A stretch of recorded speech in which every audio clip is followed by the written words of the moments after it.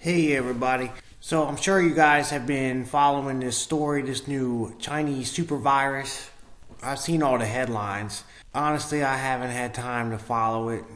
I've just been busy as shit. So this video is coming out a couple days late.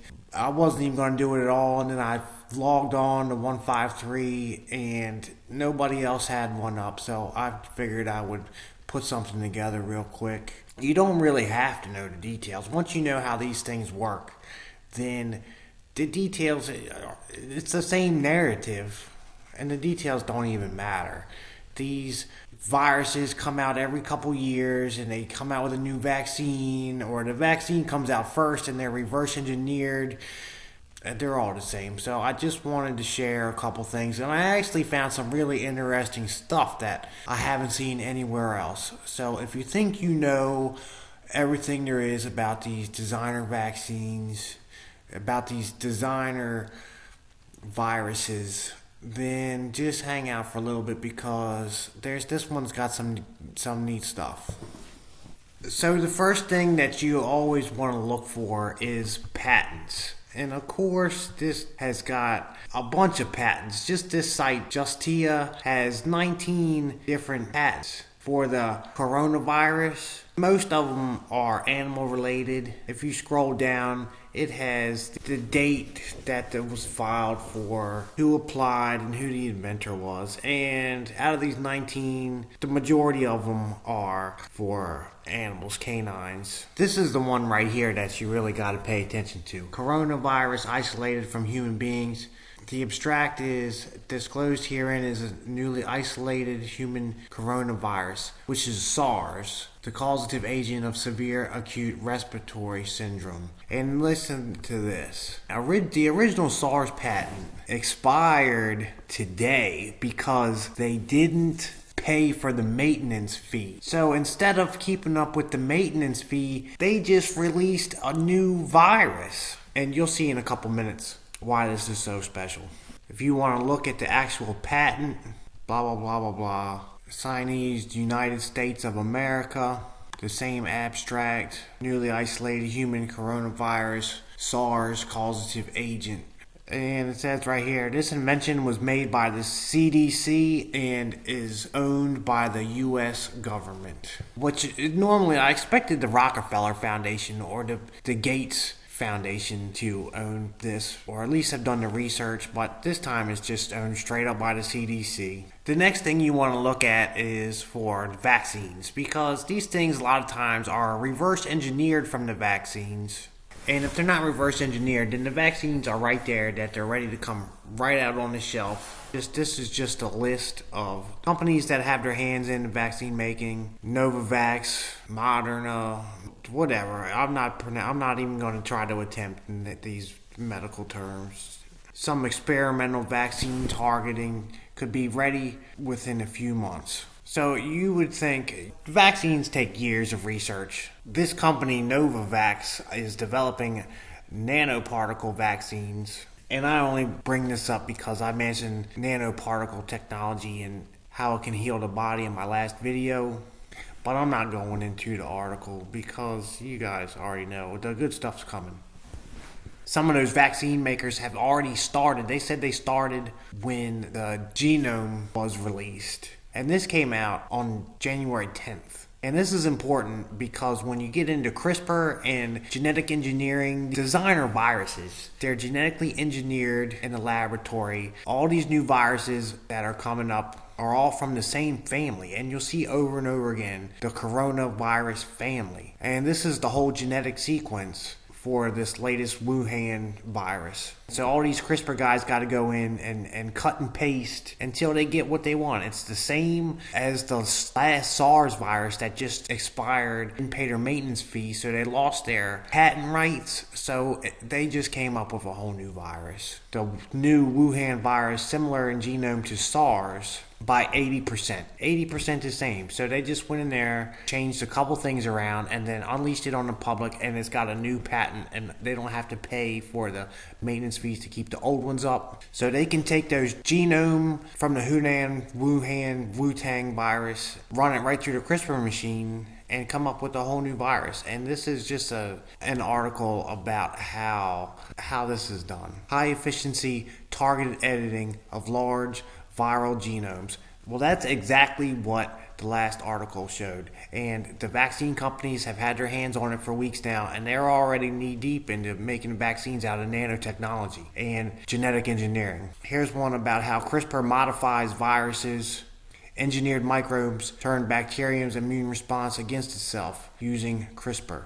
Genetically modified viruses can cause bacteria to kill themselves, maybe the next step in combating infections. Or it can be used to engineer a brand new virus, just a little bit different than the last one, and release it onto the public. CRISPR is also using gene editing to make the drugs with, so not just viruses, but also the drugs. Sickle cell disease is a big one because that's genetic. Anything genetic, they call it gene therapy now.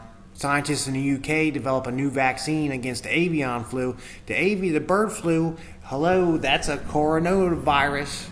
They used CRISPR genetically engineered vaccines to combat bird flu, and this was just a couple weeks ago. He said that the technique can be used to produce new vaccines within days. New vaccine within days. Because they already had the vaccine before they even released the disease. They just tweak it just a little bit. Oh, here's another one about the same subject, a gene-edited vaccine to protect against avian flu. But it's not just for avians. The bird flu killed 100 people a decade ago, and it was all made up in a laboratory. Let's talk about where this place was supposedly, this disease finally took its patient zero, because normally you see it in like some rainforest jungle in South America or from some jungle in Africa. It's always some third world country, but this time they had just opened up one of the highest security levels for biolabs for dealing with infectious diseases in the world. And a lot of people are saying the disease escaped from the laboratory, but you'll see in a minute that that's not so. This is just another training exercise, and it's a scenario. It's a what-if scenario. Everybody's got some pieces here and there. I just want to add a little bit and pass this on. Somebody else can use it as a springboard and make something a little bit more detailed. That's not what I'm attempting to do right now. Here's another one from Nature magazine. I didn't pick them twice on purpose. They just came up twice. The laboratory in Wuhan is on the cusp of being cleared to work the world's most dangerous pathogens. Some scientists outside China worry about the pathogens escaping and the addition of biological dimension to geopolitical tensions between China and other nations. But you'll see that it did not escape. This is the best part right here. In October, a bunch of people sat around and Bill Gates, the Gates Foundation, John Hopkins, they all got together and they decided to run some drills about how to deal with a global pandemic. So that's like when there's a false flag shooting going on, and then you find out the government was running training exercises at the same time, and that's how all the different agencies were on the scene within minutes. Just like on 9/11, when they were running training exercises about hijacked jets so that NORAD couldn't respond. That's all bullshit. This whole sickness, from fake release outside of a biolab to the quarantines to the travel restrictions, brought to you by Bill Gates. I didn't spend a lot of time on this. I spent maybe an hour pulling up some articles that I wanted to put together. John Hopkins Center for Health Security, World Economic Forum, and Bill and Melinda Gates Foundation issued 7 recommendations in a joint call for action pandemic exercise from October 19 that featured a fictional coronavirus hitting a major pandemic. Do you see what that says? A fictional coronavirus igniting a major pandemic just a couple months ago. And now you have a new strain of the bird flu and SARS, which the old SARS patent just expired today. And you have nanotechnology with their vaccines, and you have the whole thing is they're all made up by CRISPR. They're designer viruses, just like they're coming out with designer babies, and now they have, the Rh negative bloodlines will be immune to these diseases, which one day they might unleash a real disease and wipe out 90% of the population, like on the Georgia Guidestones. So maybe they won't. I think they're going to need to feed off of us for a little bit longer. So they're not going to wipe everybody out that fast. But they could. I mean, you never know what they're going to do. So I'm just going to leave this video now with the highlights from this meeting. You all can watch it and put it together. I'm not going to edit it. It's about 10 minutes long. And you figure out, what's relevant and what's not on your own. I'm not going to do it all for you. Talked about the way things have been going, the way things are going to go in the future. And it explains a whole lot as far as like the vaccine movement and the censorship on some social media platforms. So but anyway, I'm closing out. Just watch the video because it's got some really good stuff. And like always, just hit me up if you need anything. I'm out. It began in healthy-looking pigs, months, perhaps years ago. A new coronavirus spread silently within herds. Gradually, farmers started getting sick. Infected people got a respiratory illness with symptoms ranging from mild flu-like signs to severe pneumonia. The sickest required intensive care. Many died. Experts agree unless it is quickly controlled, it could lead to a severe pandemic, an outbreak that circles the globe and affects people everywhere. The mission of the Pandemic Emergency Board is to provide recommendations to deal with the major global challenges arising in response to an unfolding pandemic. The board is comprised of highly experienced leaders from business, public health, and civil society. We could be looking at double the number of cases in 1 week and 16 times as many in a month if we are not able to stop the spread. That would be on the order of 500,000 cases, and it would continue to rise exponentially. In 3 months, we could be approaching 10 million cases. We're at the start of what's looking like it will be a severe pandemic. And there are problems emerging that can only be solved by global business and governments working together.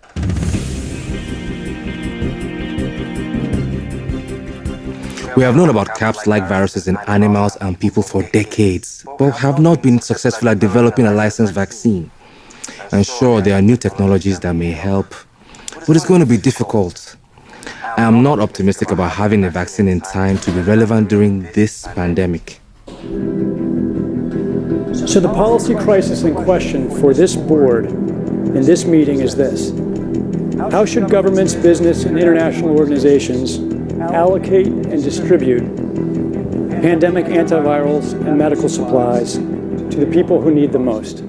What we've seen work very well in the HIV field is, in fact, procurement through the Global Fund.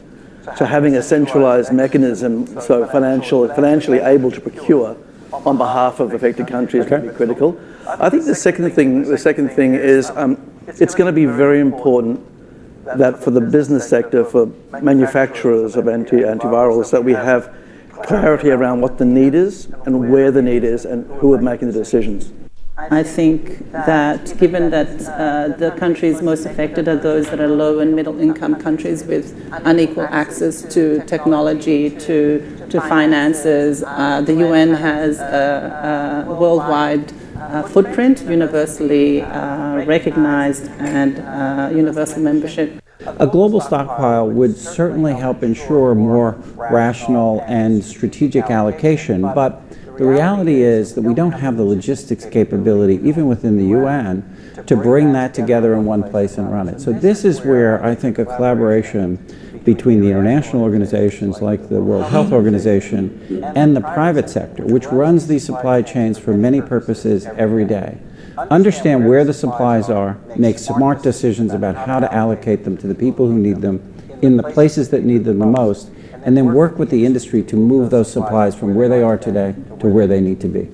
Just to underscore the point that cooperation among supply chain providers or businesses that have huge supply chains can add a lot of efficiency to the whole process. The question is, can you, through this international mechanism, really promote commitments to doing this as quickly as possible and give people a sense that actually if they contribute more, that they will have a better chance of protecting their own populations and their country's security and health. So to be completely clear, most of this production would already be committed in contracts. Yes. It is almost unheard of that people are producing product without having a forward commitment for the consumption of that product. So the first thing that needs to be done, because this is not something that the countries currently control, unless countries are going to bring about emergency situations and co-opt an existing supply chain. I think it's not likely, I agree, that countries are not going to buy a countermeasure to put into a global supply without retaining a large portion of it for themselves.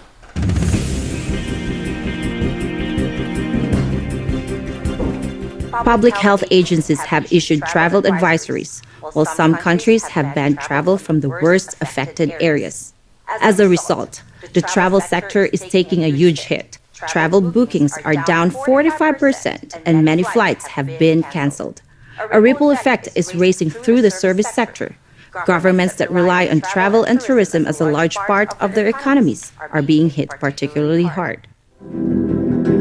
How should national leaders, businesses, and international organizations balance the risk of worsening disease that would be caused by the continued movement of people around the world against the risks of profound economic consequence of travel and trade bans? If there's some sense that there's a UN institution that can do all of this, then I worry we're suffering from a delusional disorder on the power of the UN. It's really important to get those industries and their trade associations and an efficient leadership established which is decentralized but has a collective responsibility and accountability. And that needs to be supported by the public leadership. What is essential, what is non-essential travel, we have to clarify this. Otherwise, if we go down to 20% bookings over a long period, the company will run down. That's a fact. Yeah, there's a whole complex set of issues in a highly interdependent world on supply chains that are just in time. We need to think about how much flex there is in that just-in-time supply chain system and make sure it keeps running. I think it's going to take specificity, and it's going to take knowledge that only the private sector has. The UN can play an important coordinating facilitation role, but the companies know where those commodities are, where they move, how to move them, and that's where a type of public-private collaboration that we have not generally had in these crises needs to be put together pretty quickly. We are not out of money yet, but the fact is we are trending in a dangerous direction and something needs to change. So the policy question for this board now is how should financial resources be prioritized? Are there nodes that we cannot allow to fail? What is your sense of priorities? We don't have money to pay for all of these urgent problems. So at the moment, we want the fund, right? You need the money. So where's the money? So government kind of supplies some money. A lot of, private sectors, some are sitting here, you have some money. But now you need a really coordinated, centralized efforts. Hotels will be experiencing, crippling losses doing that. And we know that the hotel business in itself makes up 5% of the GDP. Governments need to be willing to do things that are out of their historical perspective, or for the most part, it's really a war footing that we need to be on. We shouldn't underestimate the power of entrepreneurship. We need to escalate that, whether it's through the government's helping with tax breaks or subsidies of that nature to increase manufacturing of those types of products. It can happen quickly. A Marshall-type plan, don't mean to say that exactly, but a Marshall Plan that can go into effect can stimulate change very quickly.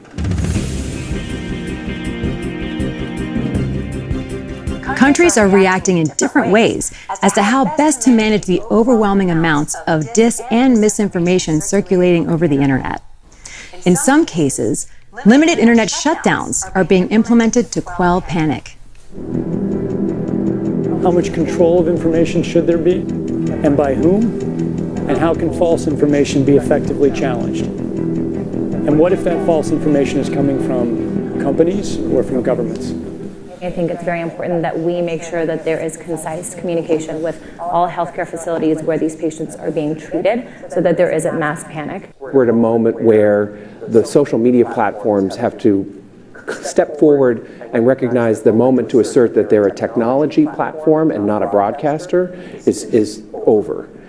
They, in fact, have to be a participant in broadcasting accurate information and partnering with the scientific and health communities to counterweight, if not flood the zone of accurate information, because to put the genie back in the bottle of the misinformation and disinformation is nigh impossible. One thing we haven't spoken about, and I'm wondering whether it's time to talk about this, is a step up from the part of the governments on enforcement actions against fake news. I personally do not believe that trying to shut things down in terms of information is either practical or desirable. And we do have, I think, a couple of strategies that are available to us, one of which is the flood strategy, second of which is relying and informing and equipping trusted sources of information with the facts so they can then pass that on.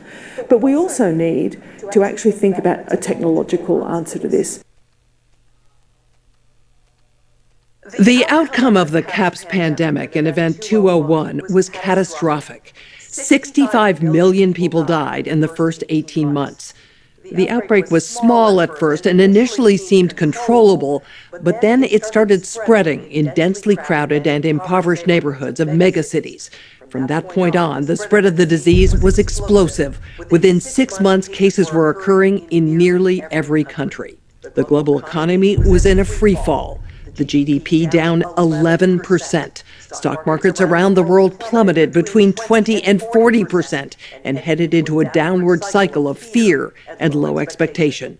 Businesses were not borrowing, banks were not lending. Everyone was just hoping to hunker down and weather the storm. Economists say the economic turmoil caused by such a pandemic will last for years, perhaps a decade.